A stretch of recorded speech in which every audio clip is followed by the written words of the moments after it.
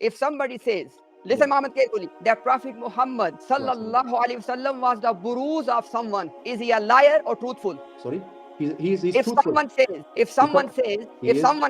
that Prophet Muhammad, peace be upon him, was a Burooz of another person, is this person a liar or truthful? Prophet Muhammad, or someone says he's a Burooz of Prophet Muhammad, or Prophet Muhammad Listen says. again. Repeat it. Listen again. Repeat If it. someone says that Prophet Muhammad sallallahu alaihi wasallam was the Burooz of such and such person, Yeah. the one who says this, is he a liar or truthful? I don't understand your question. I'll tell you why. I'll If you are explain saying, I'll tell you, the I'll answer you. Brother Imtiaz is saying his words in the English language as clearly as he could. Yeah. I am sure all the audience is following the discussion.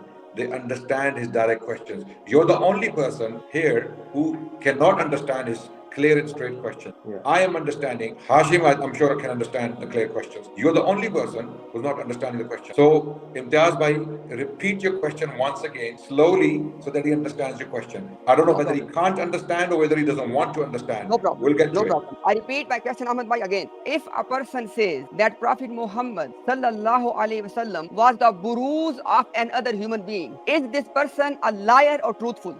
Okay, good question. You think it's a very clever question? No, it's a simple I'll question. explain to you. I said likulli and yasaliha. What it would depend on what he means by buruz. It would if he means buruz mathil, likeness, then that statement is incorrect. If he says that Rasulullah sallallahu alaihi wasallam is, for example, I mentioned example of Musa alayhi salam, that he's the buruz of Musa, that would be incorrect. He's khatamun nabiyyin, he's the greatest of prophet.